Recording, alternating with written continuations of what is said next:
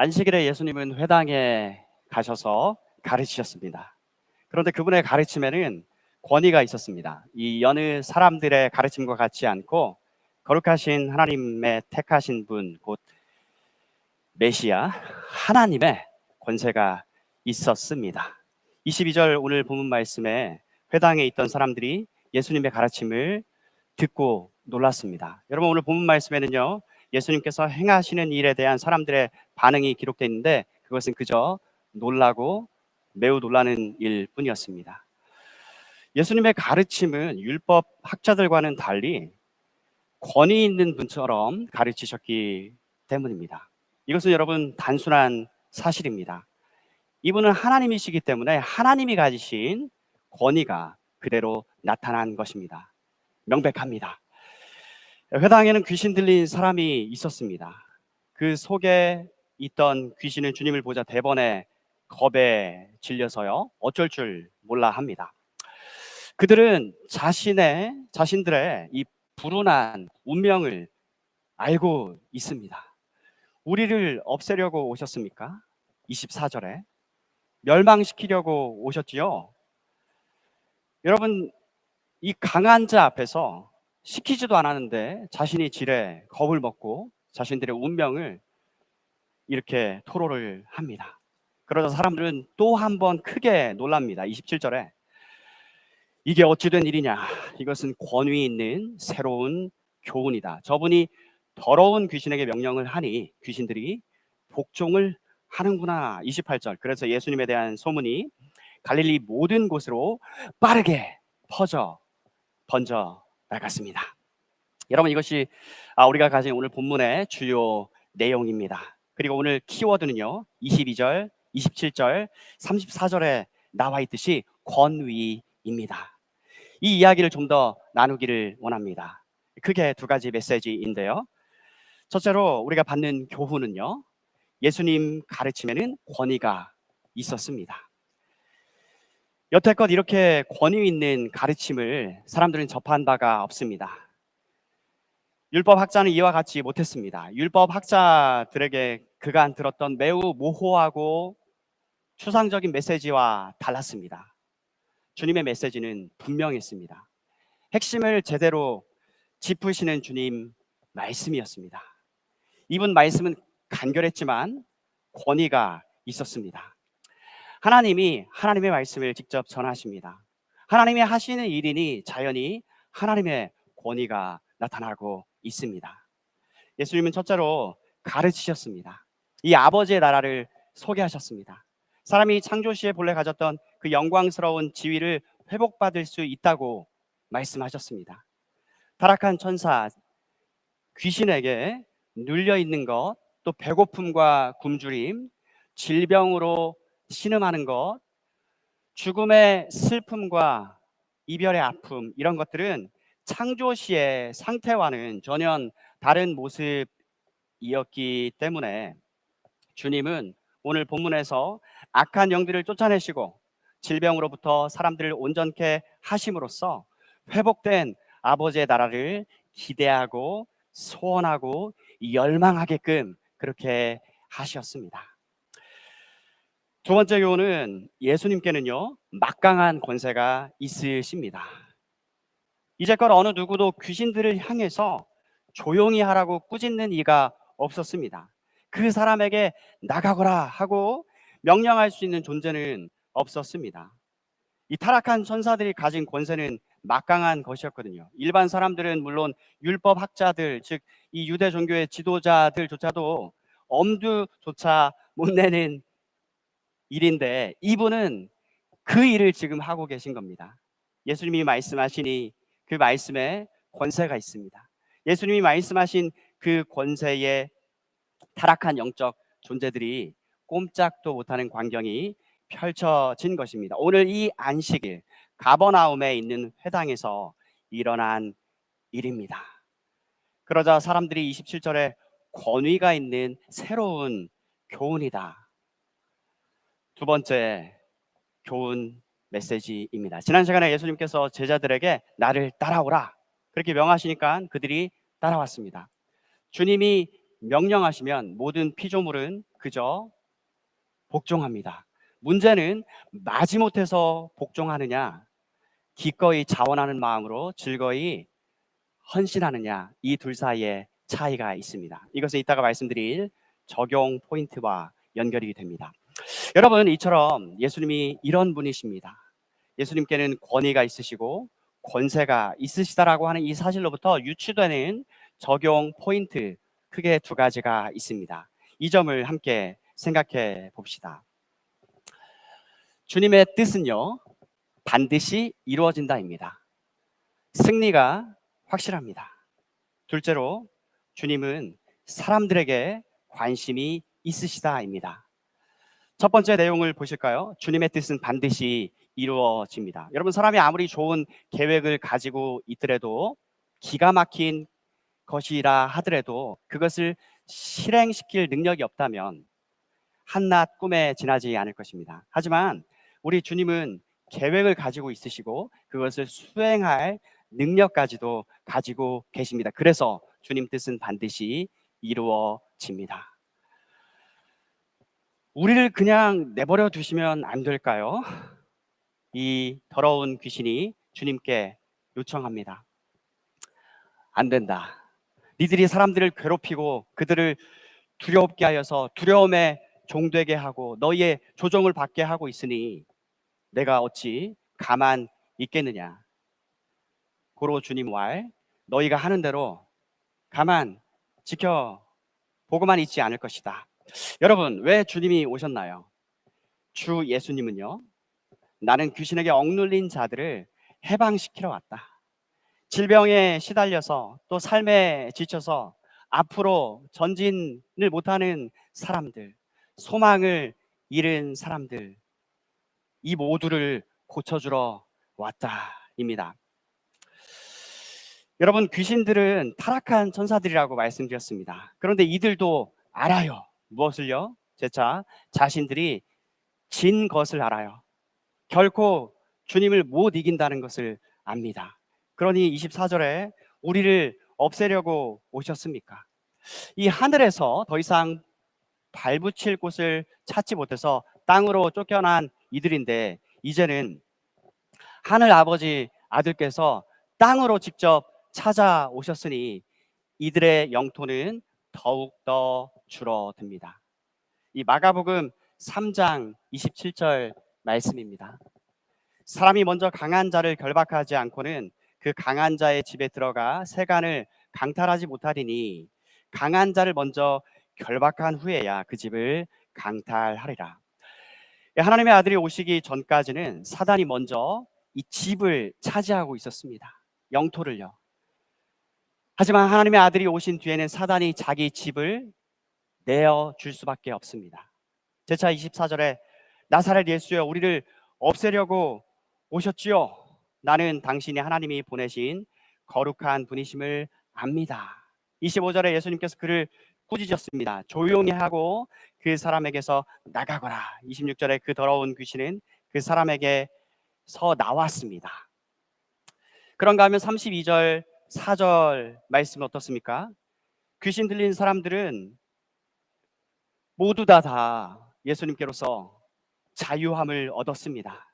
주님은 그날에 많은 귀신들을 쫓아냈습니다. 이 날에만 자신들의 터전을 잃은 귀신들이 한둘이 아닙니다. 하나님의 나라는 점점 커져 나아가고 반면에 사단의 왕국은 점점 홀쭉해져 갑니다. 주님은 반드시 승리하십니다. 그분의 권세와 능력이 탁월하기 때문이고요. 그렇기 때문에 주님이 세우신 뜻은 반드시 이루어진다는 말씀을 우리가 첫 번째 적용 포인트로 봤습니다. 둘째로, 주님은요, 우리들에게 관심이 있으시다. 주님은 우리들에게 관심이 있으시다는 점입니다. 오늘 본문에는 질병을 고침받기 위해서 주님을 찾아온 사람들 이야기가 소개되어 있습니다. 그들 모두는 한 명도 예외 없이 모두 고침받고 귀신 들린 자는 모두 해방받았습니다. 하지만 그들은 여전히 시간의 흐름 속에 점차 늙어갔고 마침내는 육체적인 죽음을 경험하였습니다. 사랑하는 여러분, 사람의 근본적인 질병이 바로 여기에 있습니다. 24절 말씀, 주 예수여 당신과 우리들 사이에 무슨 관계가 있습니까? 상관이 있습니까? 우리 인생들의 근본적인 질병은요, 문제는요, 하나님과 내가 상관이 없는 존재가 되었다는 점입니다. 접촉점을 잃었다는 데에 있습니다. 상관이 있어야 합니다. 하나님과 만남이 있어야 합니다. 중요한 포인트입니다. 그래서 인간은 근본적으로 이 하나님의 생명에서 이탈되었습니다.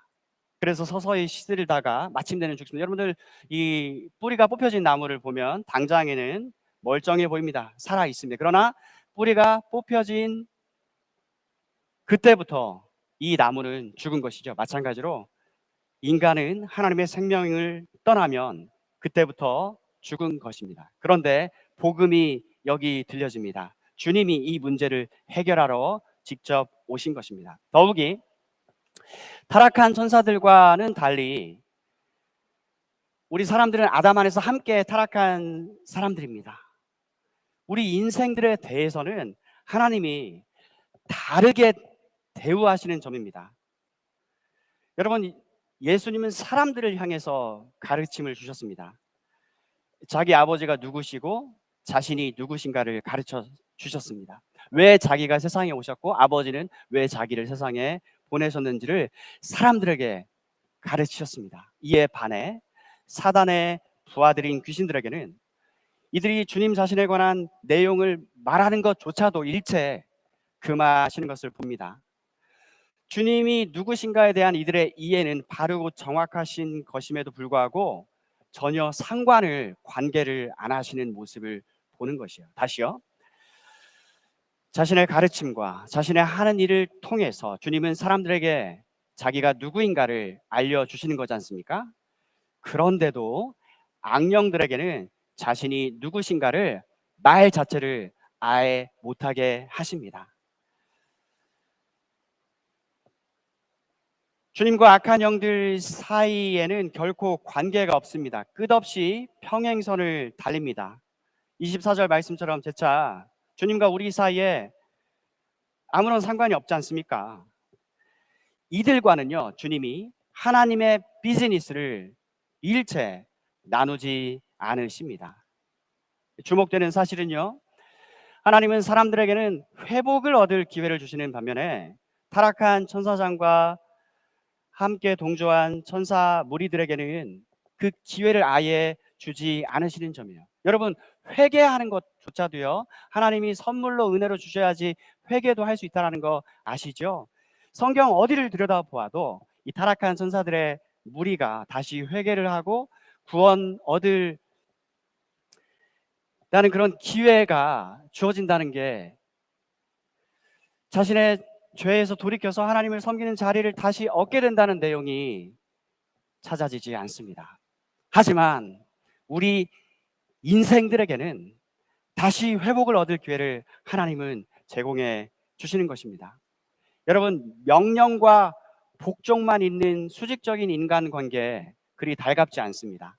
그런데 말씀드리자면 이 타락한 천사들과 하나님과의 관계 이 사이에는요, 명령의 복종 이 수직적인 관계 외에는 아무것도 없습니다. 여러분, 우리 모두는 이 비인격적인 대우를 선호하지 않습니다. 설령 수직적인 관계에 있어도요, 나눔 또 관계라고 하는 이 수평적인 관계도 여전히 유지가 되는 그런 관계를 한 명도 예외 없이 누구나 바라지요. 창조주와 피조물 사이에는 수직적인 관계가 있습니다. 그럼에도 하나님은 우리 인생들과 나눔과 교제라고 하는 수평적 관계로 인격적으로 우리를 그렇게 대우하신다는 사실이 주목됩니다. 이 악한 영들에게는요, 주님이 강하기 때문에 주님이 더는 자신의 계획을 어그러뜨리는 것을 허용하지 않기 때문에 그분 명령에는 복종만 할 따름입니다. 재차 이 둘 사이에는 상호 간의 인격적인 그런 교제가 전혀 없습니다. 그러나 우리 인생들을 대하실 때 하나님은 우리를 인격적으로 대우하신다는 점을 기억하시기 바랍니다. 우리를 힘으로 강압적으로 억지로 그렇게 몰아가셔서 어거지로 해내게 하시는 방법을 취하지 않으시고요. 하나님 그렇게 하셔도 돼요. 하나님은 그런 절대 권력을 권세를 가지신 분이니까요. 하지만 하나님은 우리 마음에서 우러나오는 자발적인 순종을 기뻐하시는 것입니다. 여러분을 발길질해서 그분이 세우신 계획대로 여러분이 하도록 몰아가시는 게 아니라 재차 여러분의 마음을 하나님께서는 먼저 변화시키는 일부터 하신다는 말씀입니다. 여러분과 저의 심령의 변화부터 먼저 일으키시다라고 하는 이 사실 얼마나 큰 은혜이고 얼마나 우리를 인격적으로 그렇게 대해 주시는지 모릅니다. 하나님은 비록 아담 안에서 함께 타락한 우리들이지만 사람들에게 대해서는 상관할 의향을 가지신 점입니다. 그렇기 때문에 자신의 아들 그리스도를 주셨습니다. 그분은 타락한 천사들도 정확히 알고 있듯이 하나님의 거룩하신 분입니다. 그래서 오늘 24절 말씀에서 보듯이 상관이 있어야 됩니다. 관계가 있어야 됩니다. 실제로 오늘 본문에서 주님께 나오는 사람들은 누구나 예외 없이 그 필요를 채움받았습니다. 그렇다면 인류가 예외 없이 가지고 있는 이 영적인 질병에 대한 치유와 자유함 받는 문제는 어떻게 해야 하겠습니까? 오늘 본문 말씀에 보시면 주님께로 찾아온 사람은 단 한 명도 그 필요를 채워주지 않은 채 되돌려 보낸 적이 없습니다. 주님께 데리고 왔는데 해결 못 받은 사람이 단 한 명도 없었습니다. 인생들에게 관심이 있으신 하나님은 주 예수님을 주셨습니다. 우리는 주님께 나아가야만 합니다. 여기에 영원한 회복과 생명이 있습니다. 요한복음 6장 37절 말씀입니다. 아버지께서 내게 주시는 자는 다 내게로 올 것이요 내게 오는 자는 내가 결코 내쫓지 아니하리라. 우리 주님 말씀입니다. 내게 오는 자를 내가 결코 내쫓지 않는다. 주님은 인생들에게 관심이 있으십니다. 상관하십니다. 그리고 주님은 막강한 권세를 가지고 계시기에 그분의 뜻은 반드시 이루어집니다. 승리가 보장돼 있습니다. 여러분 이렇듯 오늘의 포인트 권위입니다. 한 설교자가요 권위라는 제목의 책을 썼습니다. 이것은 강연한 것이 책으로 출간된 것인데요, 이 권위란 책에는 세 가지 권위가 소개되어 있습니다. 하나님의 말씀으로서의 권위 성경, 하나님의 아들 그리스도 주님으로서의 권위 예수 그리스도, 그리고 예수 그리스도가 바로 하나님의 아들이심을 알게 해주시는 성령 하나님의 권위가 바로 그것입니다. 여러분 이 책을 꼭 사셔서 읽으시기를 는 기회를 가지시기를 간절히 축복합니다. 하나님의 아들 예수 그리스도는 독보적인 분이십니다. 권위가 있으십니다. 우리는 그분을 오늘 보았습니다. 그분에게는 권위와 권세가 있으셨습니다. 하나님에게서 나오는 권위를 우리는 맛보았습니다. 지종무상하신 하나님에게서 나오는 이 파워, 권세를 뚜렷이 보았습니다. 이런 분과 상관이 있는 상태가 되신다면 여러분과 저의 현재와 장래는 영원토록 확실하고 든든합니다. 세상에 이런 존재는 아니 계십니다. 그래서 이제는 그분을 믿어서 제자가 되신 분들께 말씀을 드립니다. 우리 이 아침에 다시 한번 주님께로 나아가기를 원합니다. 모든 자들은 다 내게 오라 말씀하시는 주님의 음성을 다시 한번 듣기 원하고요, 그분의 권위에 우리가 순복하기를 원합니다. 힘의 논리로서가 아니라 우리를 사랑과 은혜로서 인격적인 관계로서 대우하시는 하나님의 이 사랑을 찬양합니다. 우리 인생들에게 유독 각별히 대해 주시고 제2의 기회를 주신 하나님을 찬양합니다. 그러기에 우리가 이분께 감사한 마음으로 나아가기를 원합니다. 이 찬양 가사처럼 내 영혼 즐거이 주 따르렵니다. 주님께 내 삶 드립니다. 은혜를 모르는 자처럼 억지로 마지못해서 드리는 순종이 아니라 즐거운 마음으로 달콤한 심정으로 주님께 순종하시는 저와 여러분, 우리 복된 모든 주의 백성들 축복합니다. 말씀을 마칩니다.